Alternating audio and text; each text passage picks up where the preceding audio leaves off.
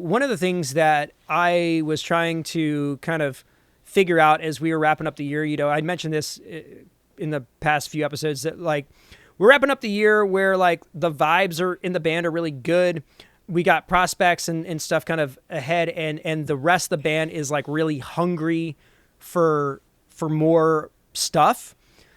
And so it started a conversation with myself and Joey, our guitar player, about setting up systems that make the setup process and just like running through things smoother.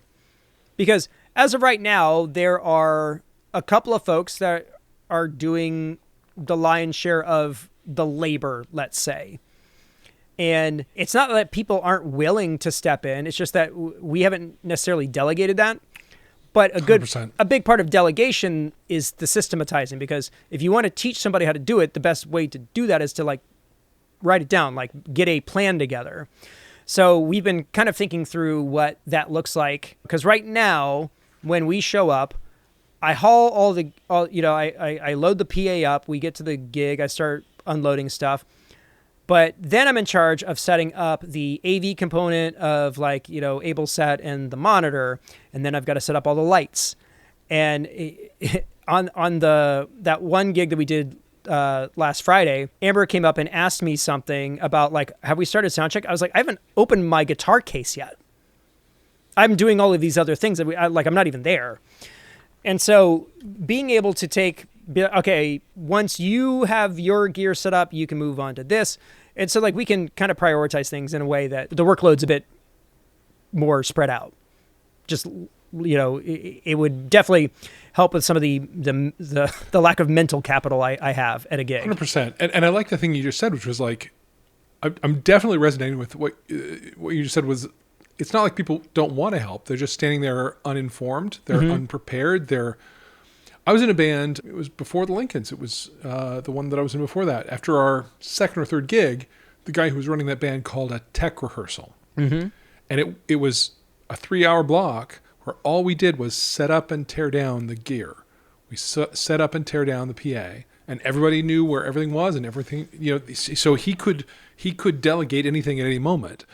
And that was really smart. I've never done anything quite like that because I am a control freak and just haven't done it. But, I've certainly been in bands where people who are playing with me are kind of standing around like wanting to help. But for me, it's like I can either stop and teach you, which is going to take 3 times as long as me just doing it.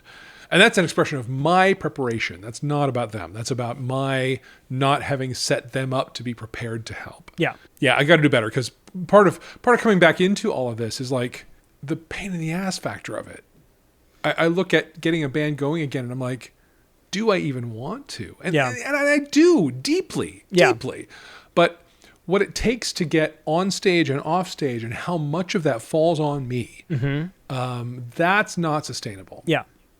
And there are people around me who want to help sustain it, right? Who I need to delegate to, and I need to be better at training, and all of that needs to happen. And that is the thing that, can be the roadblock, because if you are the conduit through which all of that goes through, then the likelihood of you maxing out that bandwidth is much higher.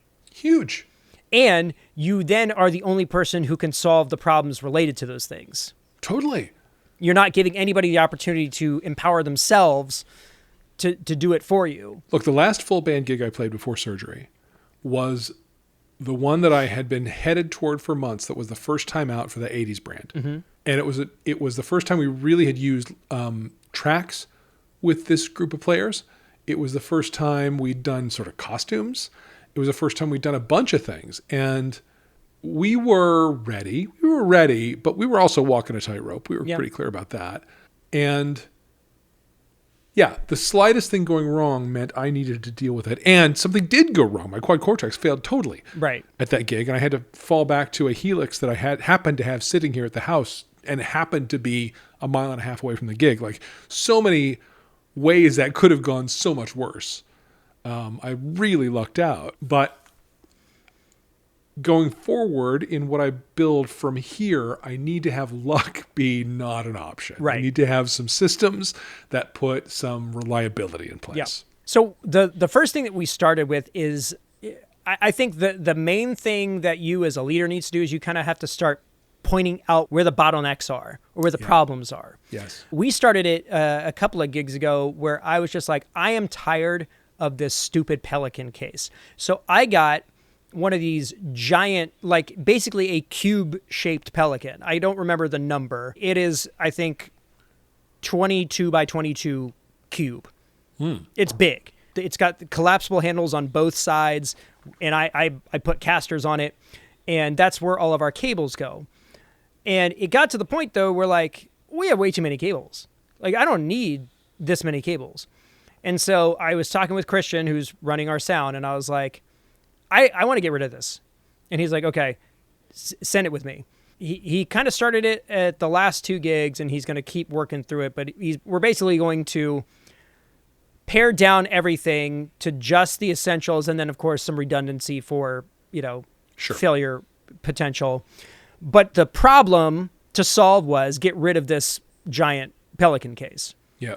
And the way that we did that was to figure out what we needed and what we didn't.